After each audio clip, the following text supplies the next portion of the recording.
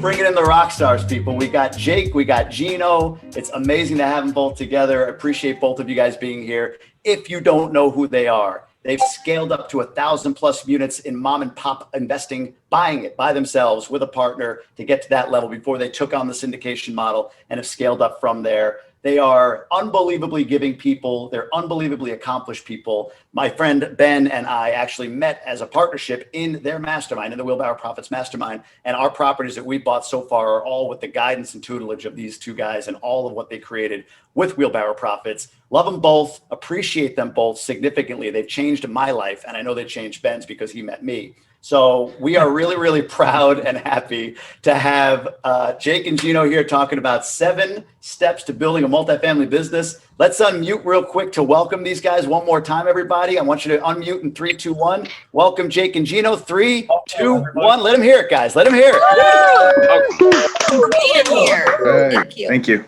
Awesome, awesome. All right, let me get off stage, and I'll let you guys have at it, and let me know what you need, if anything, to support you on this. Mr. Stenzianowski, you want to just share your screen and pull up the PowerPoint? So you're gonna bear with me here. I had it and then I lost it. That's what happens. You get an $8 million deal. It gets you a little nervous, huh? I got double screen action going here, and I gotta pull it back around. So bear with me, guys. He's got priorities. By the way, we got 70 strong in the house today on our Mighty Networks platform. Not bad for a first launch. 70 strong, representing the Multifamily and More Mighty Networks platform. Thanks to all of you for being here. So while Jake is pulling it up, I just want to share a quick story about how myself and Benoit met. Picture about 3 years ago. It was in July, and I'm really honored, and I have such an admiration for Benoit, because when he started, everyone thinks you need to get into multifamily with a ton of money. You need to get into multifamily with a ton of experience. I don't know if he wants me to share this with him, but to me, when we met him, he had his motorcycle stolen. He had really no job. I think his girlfriend was breaking up with him.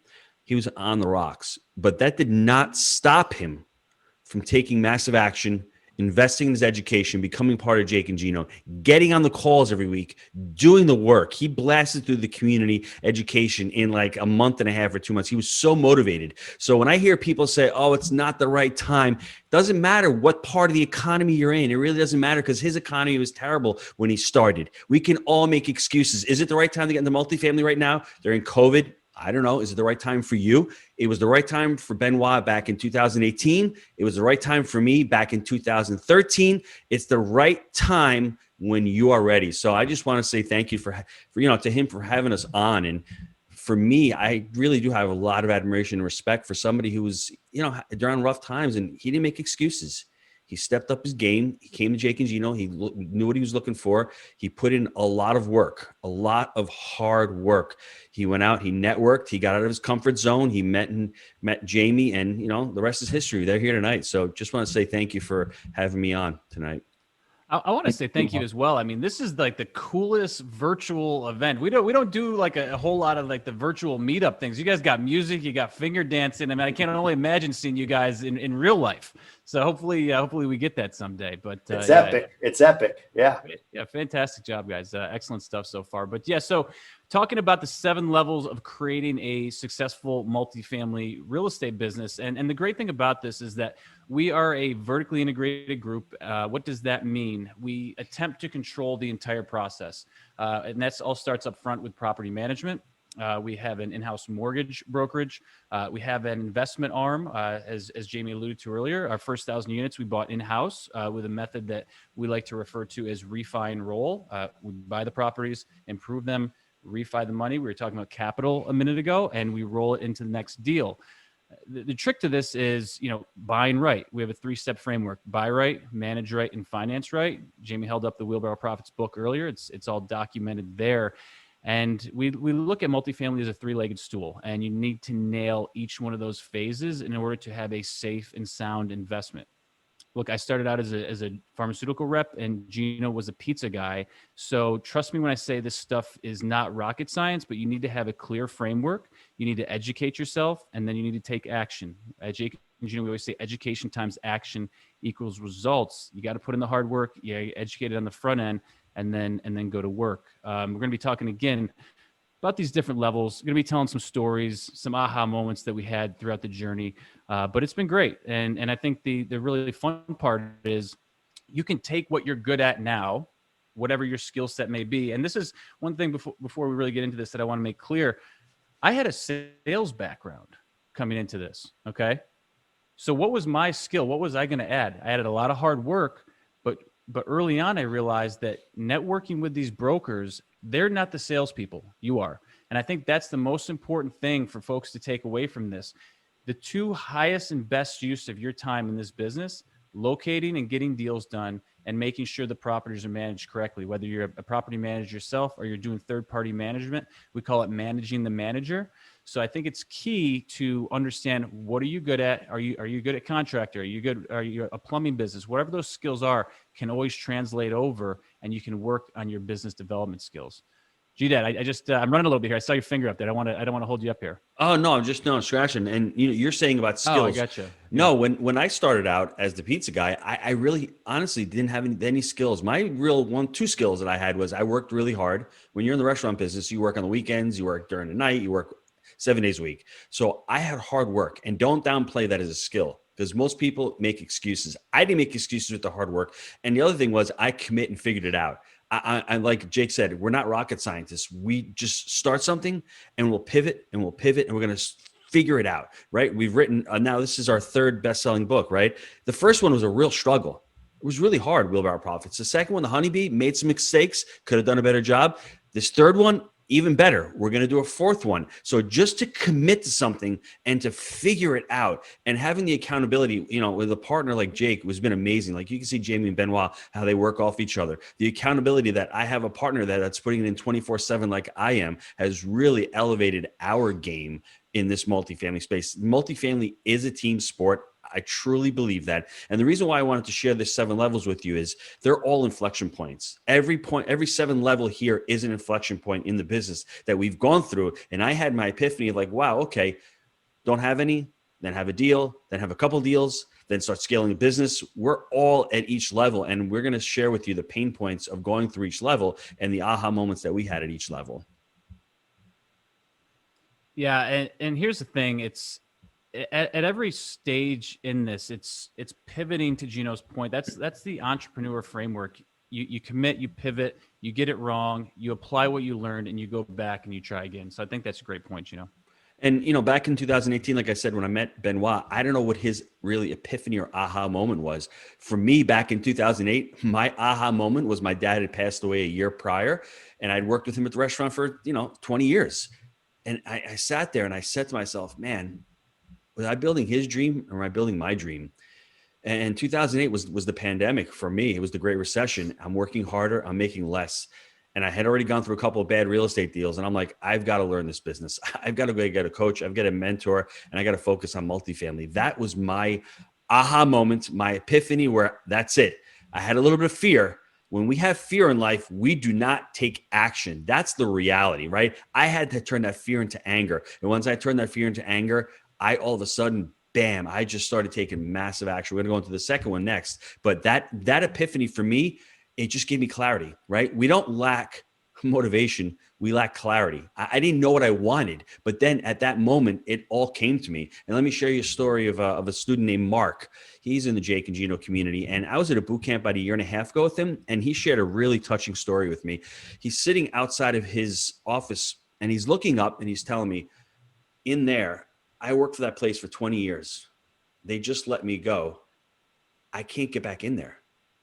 I gave 20 years of my life to that company, and now I can't get in there. And he's just showing me the emotion, and like he's looking at this office building that he gave his life, and it's not even his. And his epiphany moment was, man, I have no control of my life. I have no control of my financial future. That's why he joined Jake and Gino. He closed the deal around 2 months ago. I mean, it's been a lot of hard work, a lot of tough. Without that epiphany, without that aha moment, he would not have taken that next step. So I want everyone on the call right now just to think, have you had your epiphany moment right now? And if you had, lock into that, because that's going to really energize you. And every time I think I'm having a rough day, I pretend I'm back at the restaurant washing dishes. And then I'm like, dude, this is great. No problem, right? I've been working since 8 o'clock this morning. I'm a little tired, but man, sure beats washing dishes. It sure beats being 20 degrees up in New York right now, right? So lock into what your epiphany moment. It's really, really, really important that you do that. And, Mark, thank God for him. It was actually a blessing in disguise. What we all think is a problem actually ended up being an opportunity because he went and did the consulting work and he was getting paid more. Right. And he had the flexibility to do multifamily real estate. So sometimes things happen for a reason. But just think about that, how you feel working 20 years for a company. Then they say goodbye, see you later. And you give your heart and soul to that. So to me, that was such a touching story. And I'm like, wow, he is going to start doing some deals, this guy. So Gino's not lying either. And I tell this story a lot. But when I first met him, I was actually friends with his brother, Mark. Every time I would see Gino when I would come to the restaurant, he would be in the back with his arms crossed like this, leaning against the back door. And I was like, why is this guy so pissed all the time? And he's not lying. That story of the dishwashers calling in, he was the guy in the back of the house. Marco was in the front of the house going to Yankee games, hanging out with me. And he was in the back, schlepping around doing dishes. So I feel your pain, G-Dad. I'm happy we got you out of there. But I love you, bro. Thank God. I love you too. But this is a series of inflection points. And I can look back through my entire business career and you have this epiphany where you hit it and then you grow on top of it. And Gino mentions here that, I had a doctor that was a mentor to me early on. And basically it was just seeing what was happening. This was going back to 2008 with healthcare reform, and all the doctors were banding together to negotiate better with the insurance companies. Well, what does that mean? They're having to join medical groups. They're going from small family offices to being pushed into these medical groups to get better rates with the insurance company. They have autonomy. They're the leaders in their local towns. Then they get pushed into these medical groups, and all of a sudden they lose their autonomy. Everybody but this one guy we list here, Dr. Neshi, and he was the most charitable doctor that I knew. He was the happiest. He was, I liked him because he would see the reps as we came in. But what happened was he kept his autonomy because he owned real estate all up and down the East Coast. So early on, he got out of college, he bought a duplex, they house hacked it. So from the beginning, he had this mindset of assets over liabilities, and it paid off for him when the economy changed. He was in control of his destiny. He didn't have to go and from being a little entrepreneur to then becoming an employee. So that was kind of the first epiphany that I had. But I grew up in a very small town, Western New York, less than 2,000 people. And I never had any real, business mentors. I never saw anyone that really owned a business. There was a factory in our town that made chairs. My family were a lot of cops and, the kind of school districts. So I never had this exposure. So the limiting beliefs that I went through early on were, I can't own a business. I just need to be an employee. Multifamily is like this pie in the sky. Gino's, mentoring me on. I'm like, can we really do this? So we all get stuck with these demons that cloud our judgment, and they become our reality. But ultimately, we were able to get that first deal done, that first 25 units. And when it really hit me, that first real hard inflection point in multifamily, I still have a picture of it. I could send it out to everybody. We were talking about in our breakout, there was a crack den, literally there's a lot of bad people doing drugs. It was the only deal that we could get at the time, but it was the best thing that ever happened to me because it resulted in all the future deals that we've done since then. And I came home and it was the first day we collected. It was the best paying day that we had because we were the new sheriff in town. I was door knocking each unit. They paid in cash. And I remember getting home to my house and I laid all the cash out and I took a picture and sent it to Gino. And I can still remember the smell of cigarettes all over the cash. Just that smell of tobacco was the sweetest smell of tobacco that I ever had. And that was the moment that I realized, well, I can actually do this. These people are paying me. I was still working my W-2 job. And I was like, this is it. And from that point on, mentally, I was over that hurdle and off to the races. And I don't want to say the rest is history because there's been a lot and more inflection points that have happened up to that. But so many of us struggle because we get stuck in our mind with these gremlins, these demons, whatever we want to call them. And that's what's holding us back. Again, we set the framework out there in Wheelbarrow Profits. You can read the book. The information's out there. We have a great team if you need extra encouragement and guidance throughout and mentorship. But ultimately, anyone's capable of doing this with the right guidance. So I think it's important to know that because the biggest thing holding myself back was my mindset and not my capabilities. So Jake, the next one, this is the second inflection point. Back in 2005, I've told a story once or twice. I did a deal with a gentleman named Mike. I'll affectionately refer to him as Maserati Mike. Did a mobile home park deal. I lost $172,000. Now, was that a lot of money? It was a lot of money for me. But you know what? That was my fault. I can blame him. He was a dirtbag. But you know what? Ultimately, the responsibility bears on me. Like Stephen Covey says, responsibility is the ability to respond. And I didn't take the responsibility. I didn't know what due diligence was. I didn't get on a plane. I didn't know how to underwrite. I didn't do anything right from start to finish. He created a syndication without private placement memorandum, without documents. It was my fault. I didn't get educated. So step number 2 is take massive education. What does that look like? I know Jake and I in the last 3 to 4 years have spent over $300,000 on our education. We've invested that money in scaling up coaches. Go ahead and just listen to one of our first podcasts if you want the proof. Oh yeah, I mean the speaking. I mean, So but that's the inflection point. You need to grow, right? That's where you need to really reinvest in yourself. And back in 2008, I did a couple of mentorships. I actually did one with Rich Dad Poor Dad, and I did another one with another mentor. But that gave me the value because when I met Jake, I knew how to underwrite deals. I knew how to select the market. I knew how to go through due diligence. I knew about banking, and I sort of knew the framework without knowing the framework. But that massive education gave me the ability to get into that first deal. It gave me the comfort. And when I got that first deal, I was able to call my mentor, ask him for some documents, and they really pushed me through. So don't devalue education. It's a really important step in really becoming, behaviors are belief driven. That's what education allowed me to do. If I believed I can do it and I had the education and I had the mentorship and the team behind me, that just gave me the impetus to continue to underwrite deals. Because I don't know if Jake said it, it took us 18 months to find that first deal. And without that education, without that belief that I could do it, we wouldn't be here right now. And if it wasn't for me, it would have gone a lot quicker, even though ultimately, I assisted in landing that first deal. But it's again what we said earlier, education times action equals your results. I was, out there in the field, hunting deals, networking with brokers, taking a ridiculous amount of action while I was working a W-2 job. I have very fond memories of, even in the early days when we got our first deals, I'm trying to do bookkeeping, on Sundays, like watching the football games. It was like all day, whatever it took, because I needed to get out of that job. My company would tell me, it was like, I don't know if it was 4 years in a row at Christmas time, go home, sit by the phone, we'll let you know if you have a job or not. Because during that whole healthcare reform, reps in the pharmaceutical industry were getting cut left and right. It was a pretty scary time. So I had to do something. And, fortunately, I found the right vehicle, because everyone talks about the old cliche, if you find what you love, you're never going to work a day in your life. That's great. And you want to be happy. But here's the thing. If you get really good and you pick the right vehicle, you're going to have the time freedom to do what you want. And you're going to have the legacy and the generational wealth to set your family up. And that's what I, more than anything, love about multifamily, because I take on full responsibility for everything that comes into my ecosphere. And my family is top of the line on that. So I want to make sure that I'm that provider for my wife and my kids and my partners. So it's a very important part of that mindset. Guys, I want to thank everyone for sharing in the chat box. I see Brendan threw out something really good. So keep those chats going. It's really, really positive to start thinking about it and start creating your own momentum. Now, this is the third step. Number 3, it's just taking massive action. Like Jake said, education times action equals results. Start reading books. I'm an avid book reader. I have to read because I'm not that smart and I need to accumulate knowledge. And well, I'm even worse. I can't read. I got to do Audible. So you got one up on me, pal. Yeah, but you know what?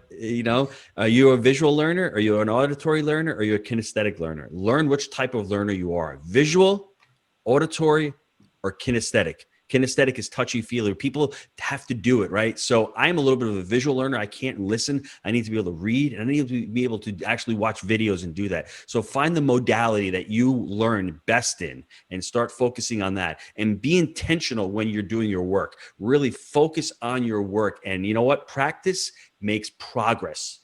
Doesn't make perfect. It makes progress. And I always say, Jim Quick says, inch by inch is a cinch. Yard by yard is hard.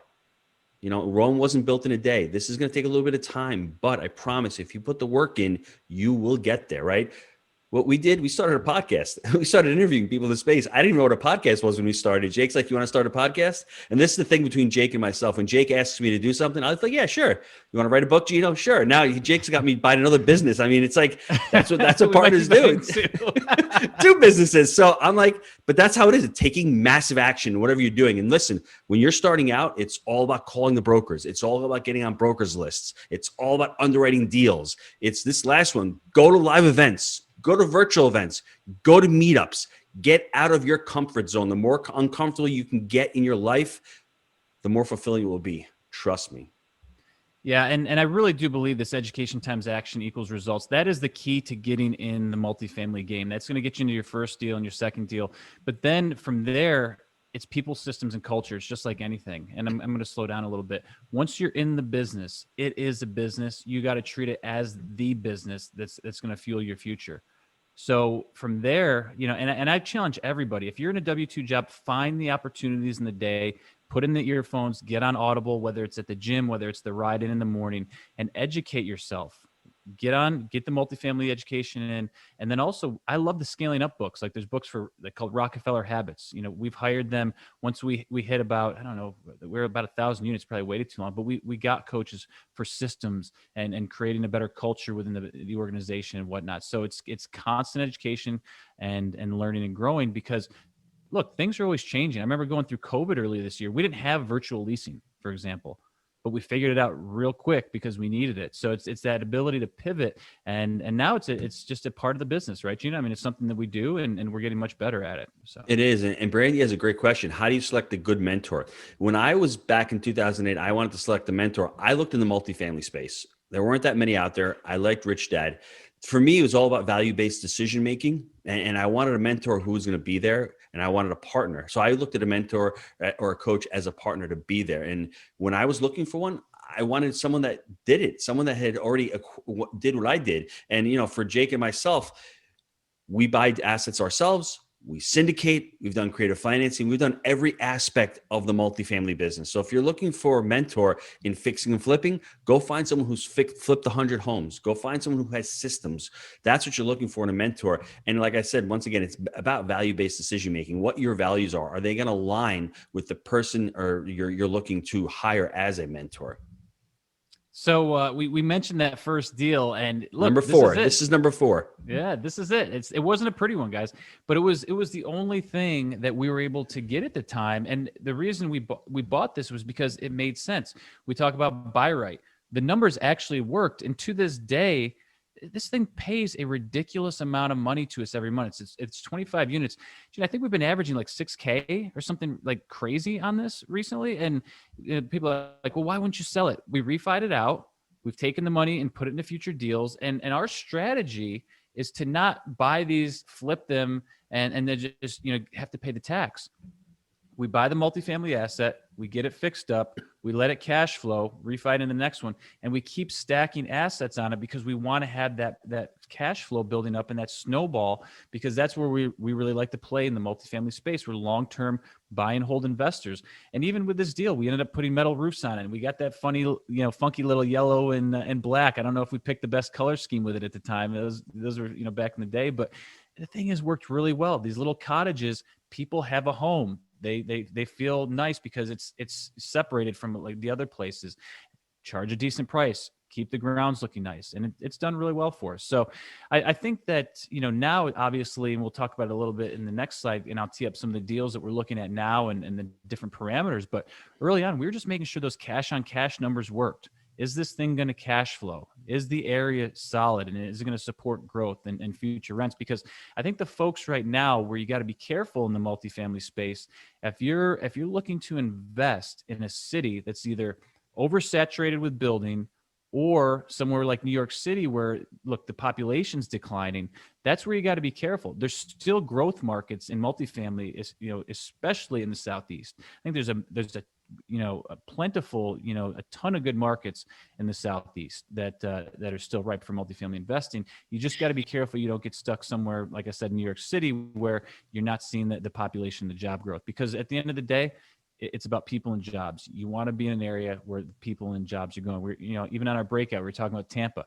and you find a deal in Tampa that could set you up for the rest of your life right now. I mean, there's excellent, job growth and the fundamentals are there. So Jake, I don't want to go down a rabbit hole because it's not part of the prezo, but I want to dive into buy rate for like 1 or 2 more minutes because buy rate is very important.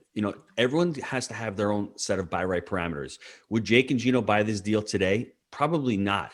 Right. So our parameters are shifting. Right. But that deal to start out with was fantastic. We bought it with creative financing, creative cash. We wrote the book on it with the creative seller financing. What I want everyone to do here is figure out what your buy rate parameters are. What do I mean by that? Number of units. What are you looking for? What part of the metro? What market are you investing in? If you're starting out, pick one market, select one market and really learn that market. Then type build. Are you looking for 70s, 80s, 90s, older asset, newer asset? Are you looking for a property with vinyl siding, brick? It doesn't have to be set in stone, but have something where you can focus on. Because if you're just I'm looking for multifamily, well, you have to be more concrete than that. What type of cash on cash returns are you looking for, right? Is it 10% day one? Is it 5%? Are you looking to buy a property that has a value add potential? We're able to renovate the property and get the rents up and get the NOI up. Are you looking for something that's a little more stable, a little more cash flowing? This first deal for us was really difficult because we had weekly renters in there. It was really run down. They had no systems. There was a lot of value. Sometimes what you don't know is okay, because if I knew the problems with this property, we had a resident die in the property, the septic systems failed, we had bed bugs. I mean, the drug problem. It was a nightmare from the first day. It actually worked out. That's why you have to set up your buy parameters. What are those buy parameters that you're looking for? And that will be your guide. And the great thing about it is they will constantly shifting. We can't get into the 3 pillars of real estate right now, but with the market cycle shifting, it's important, as Brandy asked, why a mentor? Because there's so many different ways to buy. Are you going to syndicate a deal? Are you going to buy money with your own capital? Or are you going to partner with other people? Are you going to use creative financing techniques? There's so many different buy right strategies. There's so many tools. Each one of those strategies is a tool in the toolbox. And the more strategies you have, like right now, I keep saying creative financing. In this part of the market cycle, we're going to get some creative financing techniques because debt right now is starting to pull back. It's really starting to pull back in the next 6 to 12 months. You're seeing those reserves and you're seeing all of a sudden people coming online and there's collections are at 60 days. And all of a sudden you're seeing a lot of evictions come down the pike. Those deals are going to be harder to finance. So in this part of the cycle, if you know creative financing, you're going to see some opportunities. So it's really important to flesh out what the buy right looks like for you. What are your parameters? Quick tip for everybody out there, especially with, in our breakout, we were talking about what's going on with Fannie Freddie, what they're looking for in terms of delinquency right now. Really consider the stream of revenue that you're buying. Now, what do I mean by that? If you're investing and we'll just, I don't know, say in Charlotte and there's a big American Airlines hub there, and American Airlines is getting crushed right now because people aren't flying, for example. And you realize, because you're going to have to do a lease audit, okay? When you're buying and you're doing your due diligence, where is that stream of revenue coming from? Does everybody there, and I'm going to use big generalities right now. Are they all restaurant workers, for example? We know that, some of these restaurants are getting hit right now. So just be very careful to analyze the stream of revenue and be looking very closely at delinquencies right now, because that's the one thing that I would say has shifted in the last 12 months that is maybe wasn't such a priority. You got to do your due diligence. You got to be doing those lease audits, but it's something to really be checking out right now to make sure that you're not going to get burned. So Jake, real quick, Sean asks a great question. How do you show your credibility when you don't have deals? And Jake and Gino, we had the problem. What we ended up doing, Sean, email me gino@jakeandgino.com and I'll send you a copy of our credibility book over. Start creating a business plan. Start creating a one-pager. Start learning the lingo.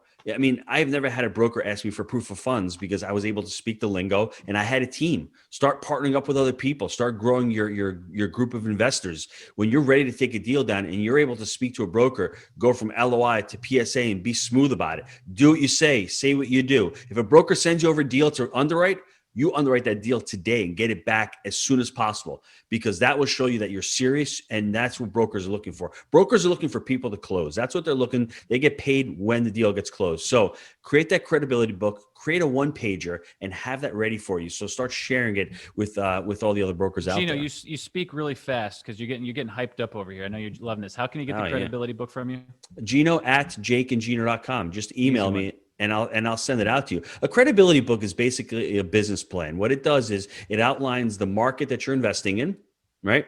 We're in Knoxville, Tennessee. So it talks about job growth. Why Knoxville, Tennessee? You really need to know the market. We love it because of the job growth, because of the population growth. We love it because everyone's moving there. We love it for so many different facets. So you'd say that in your credibility book. Then you also talk about your business plan. We talk about our ability to refinance and roll these properties. We talk about our ability to syndicate properties. And then also you start putting case studies of any deals you own. Now, if you don't own any deals, you could put a case study in your credibility book to show the kind of deals that you're targeting, right? And then you just start putting in your bio, because if you're a professional, you're working a W-2 job, it's important that you outline it. Are you an engineer? Are you a doctor? Whatever you are, put it in the credibility book. And then lastly, just put your contact information. But you'll see ours. I mean, when we first started out, Jake and I, our first property, I had a fourplex and I had my restaurant. My mom had 3 units up there. So I had 7 units. So it was in the book though, man. It looked pretty sparse. But what happened was on our third deal, 136 unit deal, Jake walks in with the credibility book. We had no business buying this deal. He threw it on the table. The community banker's like, dude, you guys are pretty prepared there. He never saw anything like that in his life. And being a pharmaceutical rep, they basically teach you to read upside down because we have to detail the doctors looking at the thing. I slid it across to him, was going through it on the table, and he's like, this is great. I love this business plan. But even on the first deal we did, it wasn't so much for the broker, but it was this was the banker. There was this old man, CBBC in Maryville, Tennessee. I know Darren's on. The gentleman's no longer there, but I had the business plan. It showed that I was prepared. It had the couple, fourplex or whatever that Gino had. People want to work with people that have their shit together and are prepared. It makes a huge difference. And Ryan, great answer. I like the answer you gave to Sean. It's true. Be persistent. Don't worry about it. And speaking the lingo, that's why the buy right parameters are important. The credibility book is important because it'll outline exactly what you're looking for. You're not going to go to a broker and we even say, we call it mom and pop apartments. So brokers know that we're the mom and pop kings, that we're looking for these distressed assets. And mom and pops come in so many different fashions. They don't have to be just dilapidated or have deferred maintenance. There could be partner issues on there. There could be burned out landlords. There can be a property that has no website, no systems. So they know that. And when brokers sees that, they pick up the phone and they give us a call. Yeah. And so as you can see, like since that first deal, these are two, this is actually Maple and Fox Springs, two of the deals that we've done since then. The deals have changed, right? These are newer, assets, yes. Some nicer assets, but we're ultimately looking for value. And I think if you're out there saying like, where should I start? Get in the game and do a deal that you feel you can do. Because what happens again is it feels like this pie in the sky. It's this overwhelming thing. It's not for me. I got these demons. I got these gremlins. Do something that qualifies as a multifamily deal, and you'll realize that this is not rocket science. Start working on your systems, get it in place, get that first one off your back, and then move up to the next one. And that's how it starts to roll for you. Look, some people are coming out of the gate saying, I'm good. I'm going to syndicate the first 150 units. I'm ready to go.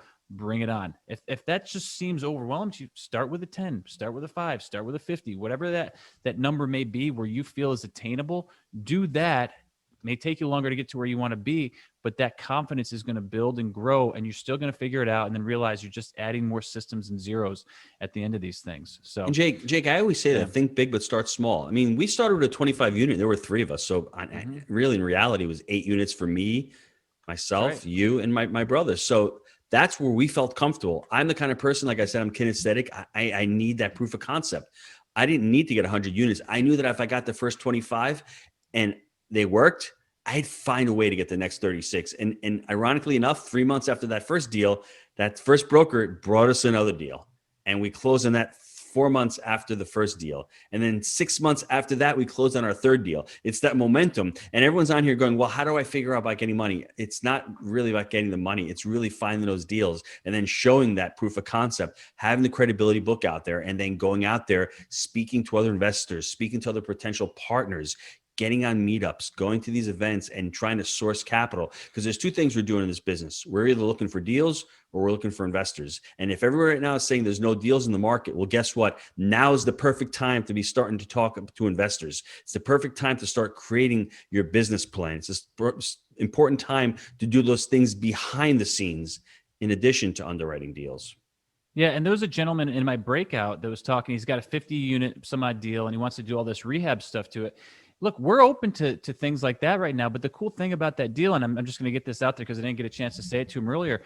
If you're not using loan to cost, I don't know how many, folks out there are familiar with loan to cost, but our banker right now will do, an 80% loan to cost deal where basically all that reno is getting, taken care of within the loan. So you're getting 20%, or if it's not loan to cost, if it's just loan to value, he's doing 15% down. So I know a lot of folks out there are saying, oh, like it's the money thing, but you find the right deal. Look, you find the right debt. You bring it together, then it's just about the management, okay? And staying on top and making sure that you're pushing those rents. Got a marriage made in heaven, then you end up having 6 kids, Jake. That's what happens, right? Only for the G Daddy. If you go back to that last slide, just real quick, Sure. I just want to really touch on one thing. We had said, let me show you on that one. You learn from your mistakes. It's really important that you learn from those mistakes because we learn from those mistakes. We learned what worked, what didn't work. And then you have the buy right, the manage right, and the finance right. And then you start learning. And these are all evolutions. I wish we had time to speak about the 3 pillars of real estate, but they're really important. Knowing where you are in the market cycle, knowing what kind of debt you need to put on the property, because that changes, right? And also, what is your exit strategy? When Jake and I first started buying properties, all we wanted to do was to buy and hold forever. Now, is that the right strategy? It might be. I still like it. But we flipped a couple of properties. We flipped 3 or 4 small properties, and we've gotten chunks of cash, and we've been able to redeploy that. So you have to know what your exit strategy is going into a deal and knowing what you're going to do with that deal. Can you get that deal up 30% to be able to refinance it out? Are you going to be able to hold it long term? Is it a market that's going to be stable?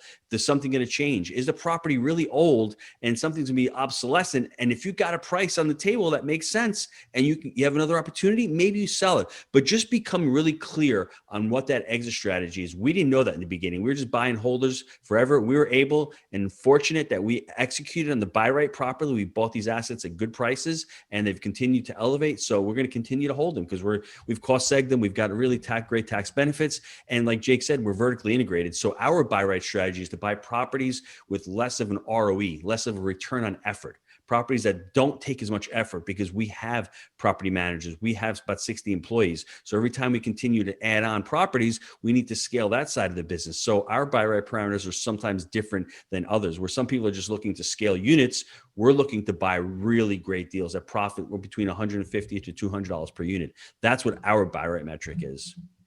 Boom. So the next one, make your first hire. I'm talking to Mr. I'm a mentality over there. I'm going to do this and I'm going to do that. And this was really hard for a lot of entrepreneurs because to learn what you're doing, you've got to be immersed in it. And when you start looking out and saying, why am I, fixing toilets and why am I painting when I should be hiring that out? This is really one of the hardest inflection points, I think, for every entrepreneur's journey because we love the control. We want to get out of the W-2 to get control of our lives. Now we've got control and we can't give it up when we need to give it up. And this really held Jake and myself back a lot. It really held us back a lot. And then, like I said, once we were able to do the scaling up and they helped us with our cadence of accountability, with being able to communicate with our team members, to be able to have hiring metrics, to be able to have KPIs for our business, it really, really helped us out. But everyone who's there, give me a high five, give me a fist bump, say, hey, you know what? I'm at that point right now and it's tough. And we know it's tough, but it is worth it. Once you start trying to implement systems and trying to replace yourself for those small tasks, Jake used to actually, well, the funniest thing, we started doing the podcast for the first 2 years, Jake would actually edit the podcast. That's why they were so And that bad. was the bane of his existence. That's $15 an hour work. My daughter does it now, but you know what? We thought we Gino had to didn't do even it. want to pay me $5. He wasn't going to pay me anything. He actually he kicked me in the butt and said, get back to work. I'm like, dude, come on, man. I'm trying here. He's like, and the we're using bookkeeping. GarageBand. Jake is the worst bookkeeper ever. Dude, everybody. what the hell? It's roast Jake time here. Okay, so I'll keep up with this. Ask me what the biggest mistake I made was in the business. What was the biggest mistake you made in the business? We waited too long to hire for certain positions. We kept doing the work ourselves or stretched our crew too thin. And it was like this fixed mindset. It was a scarcity mindset that, oh my God, I grew up in a very small town, frugal, and we just waited too long so many times. And then, when we got the coaching and the scaling up and the business coaching, it opened our eyes to so many things where it's like, we're actually going to be more profitable if we spend more money over here. It was like, wake up, dumbass. And even Jim Clayton, gentleman sold his company to Warren Buffett for $3 billion.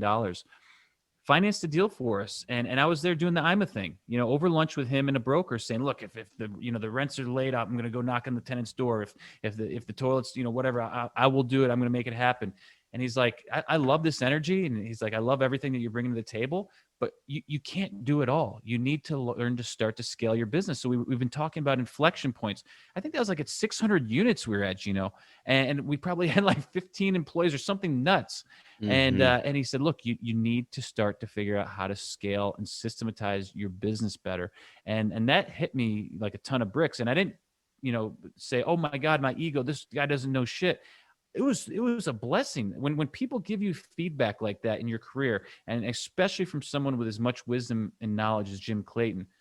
Don't let it affect your ego. Take a step back and say, how and who can help me get there? That's the key.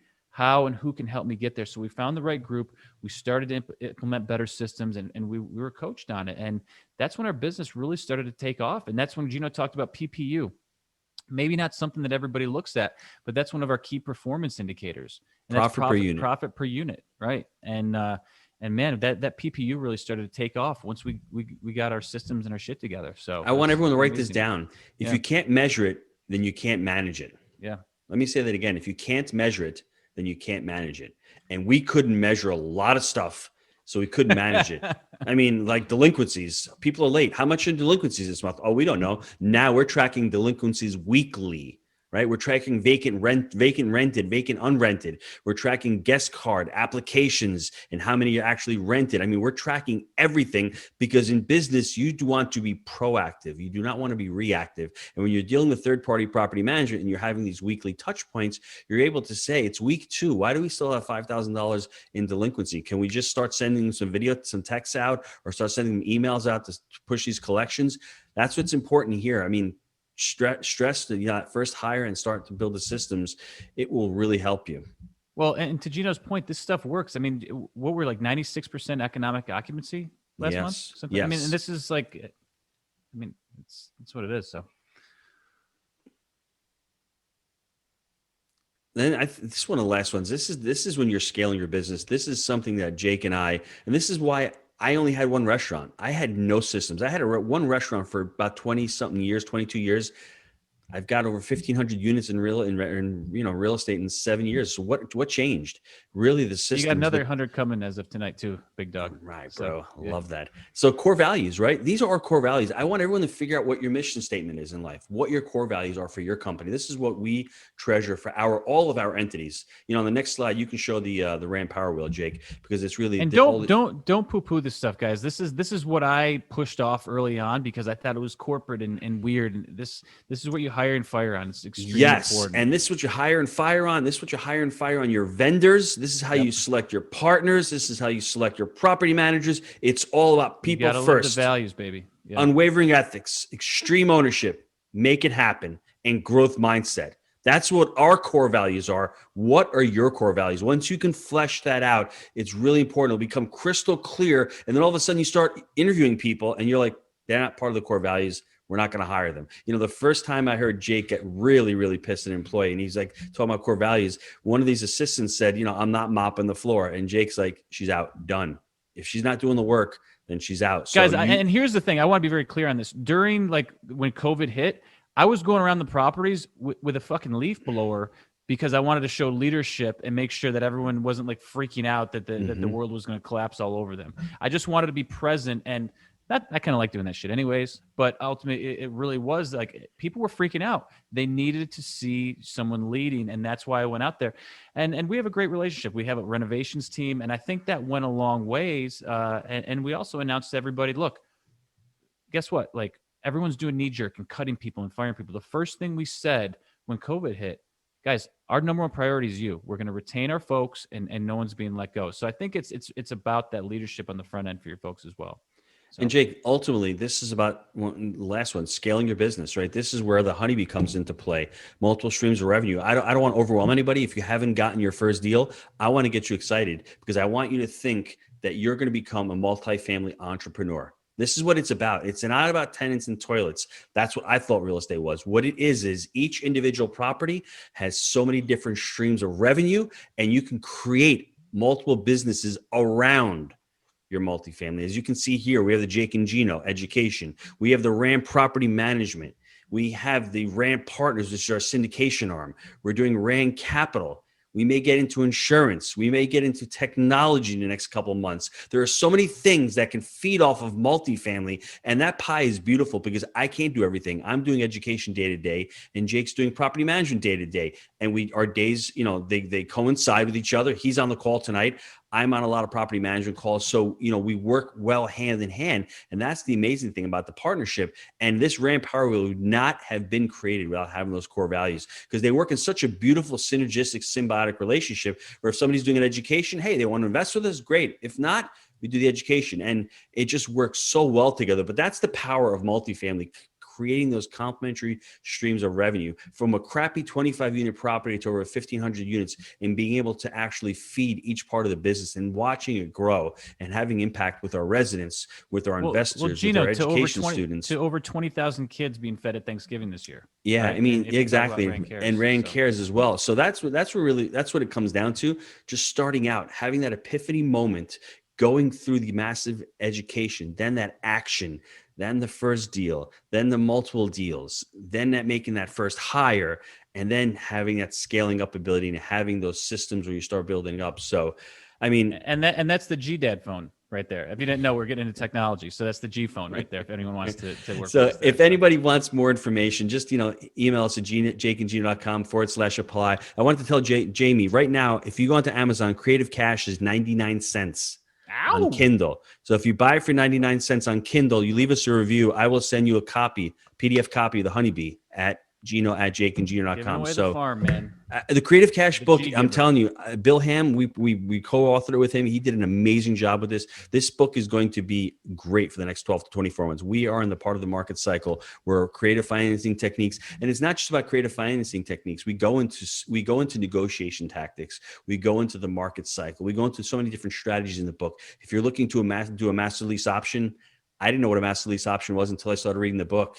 Bill's fantastic at it. His first 400 units were without walking into a bank. So he really knows the strategy. And between the two of us, we've done over $20 million in creative financing techniques. So it's an awesome book. So we wrote it ultimately because I've heard so many people saying, I can't get into multifamily because I don't have any money. Or where do I get the capital? That came up a few times. Right? Yeah. Becoming creative and thinking creatively will really come out of this book once you read it. And hey, a couple things I'm going to throw. First of all, guys, amazing job. Thank you for this, because I love, there's a lot of tidbits in there. In fact, I'd love to get takeaways in the comments from folks, because it helps these guys know, hey, what really resonated with the presentation, but also for all of you to reflect is to learn. So, but a couple things I wanted to mention. One, the book you just mentioned, Bill Ham's book.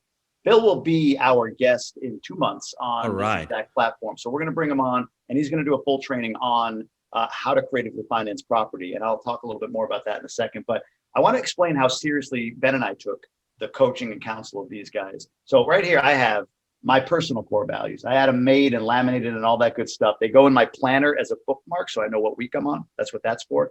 And secondly, when Ben and I created Multifamily and More, we came up with 3 core values, very simply using the term more: be more, give more, and do more. In fact, it's on my shirt right now. So those are things that we always think about. How much value can we give? Can we get into the mindset piece? How do we expand our mind? How do we grow? Growth mindset, Jake mentioned. That's our be more, and do more is getting stuff done by leveraging, which you just talked about, hiring the right people, putting the right people in place. Our social media content that we put out there, that ain't us. We're creating it, but someone else is doing all that work, right? So we learn the concept of leverage and scaling this business. And I have a lot of gratitude to these two guys for their coaching and counsel. Let's do this real quick. I want to honor everybody's time, and I want to give a couple of announcements, because stay here. We're going to give 2 people a free 30-minute session with Jake and Gino's team, a strategy session with their team. We're going to give that to 2 people, but you got to stick around for that. But real quick, I want to get 1-2 questions out there that people might have. So if you've got one, raise your hand, raise your digital hand, excuse me, and we'll come to you. There were a couple in the comments. We can see if I have one, but if I see a digital hand go up, I'll grab you first. So I've got Mason. I'm going to bring you up on stage with us, Mason. And why don't you go ahead and unmute and ask your question? Yeah, do you guys have a bare minimum you look for on a cash-on-cash return on deals these days? That is a great question. So we have, I'm going to call it deal A type and deal B type. And so not to oversimplify it, But ultimately, I'm looking, if we're talking about deal A, I'm going to call it down the fairway type deal, right? And that's going to be your deal that's going to be Fannie or Freddie type financing, okay? And the way I'm looking at it is there's extremely low interest rates right now. So I want to push it out, give me that 30-year AM, and I'm looking for 3 to 5 years of interest only. Why am I doing that? I might be locking for 12 years, to be honest with you. So we're buy and hold. One of my favorite, probably products that I have never used is the HUD product, which is a 35-year fixed, 35-year amortizing. I don't want to get in the weeds too much for everybody, but ultimately you're taking interest rate risk off the table. So say you lock in at 2.5% right now with HUD, it's going to be just like your home. It's going to be fully amortizing over a 35-year period. Amazing. They're very strict. It can take 6 months to close it, and they only let you do, owner draws twice a year. Little restrictive. But if I can get into a 12, maybe a 15-year Fannie deal, okay, give me 5 years of interest only on it. And in those 5 years, I can get, somewhere between 7 and 9% cash on cash with the interest only. Okay. And then from there, I know I can go in and do my little tweaks. Maybe I had some rubs. Maybe I have some inefficiencies. We're always doing, annual rate increases to keep up with inflation. And I know I can come out of that maybe in the double digits. I'm good knowing that my strategy is to hold that long term. It's a buy and hold strategy. I'm going to get the depreciation off it, because the other component to our strategy is we want to keep basically the party going. What do I mean by that? We use something called cost segregation, which is a strategy that basically helps when you're a real estate investor with your taxes. So we buy these assets, we apply the cost segregation to add the additional depreciation, the accelerated depreciation, and then we look to keep that snowball rolling, and then stack assets to build up the cash flow snowball. So, you might be, like I said, 8 to 9% on the front end. But if you're actually amortizing, it might be something more like 3 to 4, but we're not looking to, and the way you're going to get those low rates, they were at like 3%. We're okay doing yield maintenance. What is yield maintenance? Again, I don't want to get too much in the weeds with everybody. It's just, it's a type of prepayment that the agencies do. Okay. So instead of a step down that your banks might give, like a 3-2-1 step down prepayment, we're looking for more of a yield maintenance there, because we're going to really buy and hold.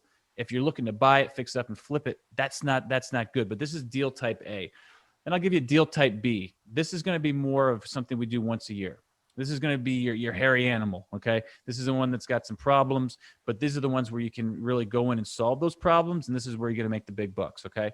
We're probably going to buy something like that, loan to cost, with our community bank. Basically, it's bridge financing. For those of you that have looked at bridge financing, we're going to get 80% loan to cost, so we're going to have all those renovations baked in on the front end. Basically, the bank's going to pay us out as those renovations come, and there we're going to be honest with ourselves. You're not buying this on actuals, right? So we love to buy on actuals, because especially early on, when you're buying on actuals, you have certainty. This is something for more of an experienced investor. You got to be willing to take more risk, because there's not going to be cash flow from day one. But we know, I'll give you an example of a deal we did in just last fall. Gino, what were the rents on that thing? They were $430. Okay. So we went in, basically it was half occupied. When we went in, a lot of, non-renewals, basically went in and gutted an entire complex. Okay. Rents are now 700 plus rubs. Okay. And we basically have turned the whole thing utilizing this strategy. Okay. Where we've gone in loan to cost, and we turned the old office into 2 units, because it's close to one of our complexes. So we were able to get 2 additional units out of it. So those are the 2 types of deals. We got our down the fairway, if you will, and then we got the hairy dog, and we're looking for only one of those at a time, because again, we do everything in house. That's a suck, right, on resources and time and people. So you got to manage your human resources as well, especially if you're not using third party management. So Mason, you're also to follow up with that, you're buying on your actuals, not on the broker's pro forma. You're buying on a pro forma, but you're buying on your pro forma. What does your pro forma look like? That's the important thing. And how do you know that? You have to know the market. You have to know what rents are. You have to know the expenses. Really important. Now, what we did with this property, I don't even know what the cap rate on this property was. Let's say it's a 1 cap. 0. We're probably going to push this cap rate up to a 10 or 11 or 12. The cap rate in the market's a 5. So if you could buy a property and buy it at a 0 cap, doesn't matter what you're buying it at, but you can get it up to significantly higher than what the cap rate is of the market, it's a home run. Because right now we can refinance this thing back down to a 5 cap, pull our money out, we can sell it. That's the deal you're looking for. But if you're buying a deal at, let's say, a 1 cap, and you can only get it to a 5.5 or a 6 cap, and the market cap is 5, is it worth doing? I don't know. I don't know if it's that ROE, that return on effort. That's what you have to gauge. And there's a lot more risk with these too. That's what I'm saying. And your first one, it may not be the best one to go because there's a lot of potential pitfalls involved in. But look, mid 80s build, brick. We went through and turned every unit, some new roofs. I mean, the thing is going to have low expenses. I always talk about PFS. Paint, flooring, and supplies. Okay, I'll say it again. Paint, flooring, and supplies. I do weekly meetings with each of my property managers, and that's what bites in the ass. This has all new flooring, all new, supplies, outlets, whatever. So really, we're going to be able to isolate that, to some supplies and paint on turns. So our go forward expenses are going to get pushed way down, which I love. Beautiful. I love it. No, thanks for the question, Mason. I appreciate it. We're coming close to 9:30. I want to make sure we do these giveaways. We got 3 hands raised. My wife might punch me in the face because we do have like a 3-week-old over there, but I'm gonna hang until definitely. Well, I was gonna say I'm gonna pull one more up here, and if we're quick on it, then we'll be lightning round, and I'll get to the offer of some time with you guys and your team. Let's see, Matt, I'm gonna bring you up quick for your question, and then we're gonna wrap it up. Awesome. Thanks, Jamie and your team putting this together, and Gino for being so giving of your knowledge today. Just make it short and sweet here. Kind of an open-ended question since it's very dependent on the individual and their knowledge base, but how do you begin the process of narrowing down your buy right criteria? You want to take it, Gino? You can. Yeah. So it's and we both comment on it, but it's all about your parameters and what you want, right? So I think it's like, what's most important to me based on what I just said, right? Cash on cash return. And that's actually even in the beginning. So you got to say, are you raising money? Okay. What is it that your investors want? Or are you doing it yourself? And are you looking for an appreciation play? Or are you looking for cash on cash? Because really, you're going to have to satisfy the bank with something they call like the DSCR, right? Debt service coverage ratio. That's for your bank. That's your biggest partner. Let's be honest. Right? Then what are you worried about? Are you worried about buying a good cap rate, which is ultimately going to result in your ultimate cash on cash return? Are you looking to buy something because you think it's going to be appreciation play? Are you a high income earner and you're looking for tax benefits? I think it's really identifying what's most important to you and your vision for the future, where you want to take your multifamily business, what do you want to get out of it, and then start putting those parameters in place, because what that's going to do is allow you to sift. You have your deal flow coming down and you're seeing a bunch of deals. You don't want to spin your wheels and waste your time because maybe you have a smaller team right now that you're looking to grow and scale. So you want to be sifting for that gold in a relatively efficient fashion versus wasting a lot of time. It's good though to get out and do the property walks if you think it's close, because that's where that rapport is going to be built with the broker and the different people, within the multifamily community. But ultimately, there's a time component where your time is valuable and you don't want to be spinning your wheels and wasting your time. So what I can't do is answer, what your parameters obviously should be. And I know you're not asking me to do that, but I think it's finding out what's important to you and then reverse engineering, building that out to meet your needs. Beautiful. No, great stuff, guys. Robin and Sean, I see you have your hands up. Do this for me in the Mighty Networks platform. Go ahead and put a post with your question, and I'll make sure we get it answered by these guys. Yeah, just shoot me an email with the question, Jamie. Even better. Later. Yep. So we'll get you that. Thanks for the thumbs up on that, Robin. I appreciate it. There's some questions in the chat here as well. Do the same. Drop it in Mighty Networks. Send an email to Gino, and we'll get those answered for you. So let's give away a couple of 30-minute sessions with the Jake and Gino team, strategy sessions. But before we do that, I just want to talk a little bit about our Mighty Networks platform. I saw some folks struggling to get into that. My apologies for that. New platform, always going to be some issues, but it'll get ironed out. The reason we're here is because we can give more here, one of our core values, right? So what Ben and I put together for those that have been looking for it is the ability to have accountability, the ability to get calibrated on underwriting, the ability to get training month over month and all of that stuff through the Mighty Networks platform, which is a free platform. But for those of you that are looking for something more, every month we're going to be doing a calibration on underwriting. So we're going to have an expert come on. You bring a deal, or we're going to send you a deal to underwrite, have the expert underwrite it, and then compare notes once a month so that you can get really, really honed in on costs, expenses, what you might and might not be looking at. really good training on that. We're going to be doing accountability calls once a month. We'll help you establish your goals. I've got a really good framework for that. And when you do, every month you'll be held accountable through an accountability call that we'll do here on Zoom, no matter where you are in the country. And in addition to that, this call in the future, our monthly trainings, including next month, talking about low cap rate markets and how to invest in them, how government and what they're doing can create opportunity for you as an investor in even expensive markets. We're gonna have a training on that with my friend Mike Noose. A low cap ain't necessarily a bad cap. I just want to be clear for folks, right? Good point. So the next month after that, we got Bill Ham coming in talking about creative cash. We're gonna do a training around that for all of you. So all of that is available in what we're calling the Mastermind. It's a group inside of Mighty Networks. There is a monthly subscription plan for that. It's $49.99. It ain't much. $500 if you want to pay for the year, but you can get all that. And look, we want to give more. If you don't care about the underwriting, if you don't care about the accountability, you want the training, you want the exclusive content, you can go to the More Tribe, we call it. So the Mastermind's $49.99 a month. The More Tribe is going to gouge you $7.99, $7.99 a month, or you could pay like $70 for the year if you want.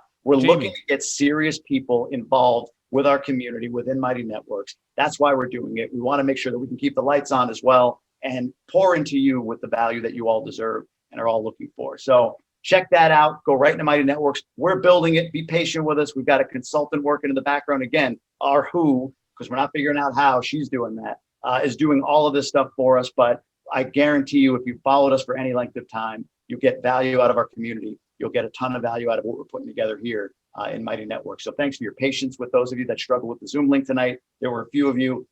Thankfully, about 75 of you landed here. So in some way, shape, or form, we got it to work. But let's do this. Here's what I want you all to do. Jake, Gino, I have a request of you real quick. Two, actually, very quickly. One, everyone, I want you to get your phones out real quick. Get your phones out. And I want you to aim it to the screen. Jake and Gino, give me your best image face here, your selfie face, whatever. I want everybody to take a picture of these two guys. This is how you're potentially going to win. You're going to win one of the two 30-minute strategy sessions. So give me your best, whatever you want to do, guys, because in about 3 seconds, I'm going to have everybody snag a photo, and I'm going to tell you what to do with it. Ready? Everybody snag a photo. I'm going to do it too here in 3, 2, 1. All right. Post that photo, tag at Multifamily and More on Instagram, on Facebook. We'll find one of you, and one of you will get a link to sign up for a 30-minute strategy session. That's one winner right there. Tag at Multifamily More with that photo on Instagram. You can put it in a story if you want, or Facebook. Second one is this. I'm going to remove our spotlights real quick. Ben, you ready with some music, buddy? Where are you, Ben? Gino's there. He's there. Ben's there. I don't see Ben. Ben, you ready with music? We're going to get you to dance for it. And Jake and Gino are going to pick the best dancer to win the other 30-minute session. So how do we see everybody? I only see. I got to go up to the top in view and click gallery. View gallery. And just hit the arrow button. First time I've been on Zoom here, so you know. So you know. View gallery. Music's going. Let's see it, people. Who's going to move for Jake and Gino? Oh, I see Francis moving a little bit. Jake, you are the critic, Jake. Dude, there's no doubt that Francis is winning this thing. Just coming out with like. Sean, though, dude. Oh wait, you missed Sean Reed. Scroll over. Done. Sean Reed is going crazy. No, I didn't see him. You gotta get it on the screen here. You got Jay Valchine. So how many are we picking here? Sarah, just pick the best dancer wherever you like. I already picked Francis. Right, we picked Francis already. All right, cool. If you're not first, you're last. So. Congratulations, Francis. You have won a free session. Thank you. Gino team. Absolutely. Kudos to you. So glad to have you as part of it. You'll get an email with a link to get on with their team. But other than that, folks, appreciate you being here. Check out our Mighty Network stuff. Jake, Gino, we kept you 4 minutes over. My apologies. Go get that 3-week-old Jake. I know what that's like, man. It's a Jamie. bear, but hey, yes. Jamie, listen. You're talking about $49.99 a month. Anyone on this call, you get your first resident, that's the RUBS fee, okay? The call paid for itself. You get RUBS added on. It pays for the Mighty Network. Don't be cheap. It's well worth it. Ton of value tonight, Jamie. Awesome job. Thanks, guys, for having us on. I appreciate it, guys. Thanks to all of you. Appreciate all of you. This content will only be in the More Tribe, in the $7.99, but the Mastermind's the even better deal. Underwriting, accountability. You're going to love it. Thanks, everybody, for being here tonight. We'll see you soon. Jake, Gino, appreciate you as always. Thanks, Jamie.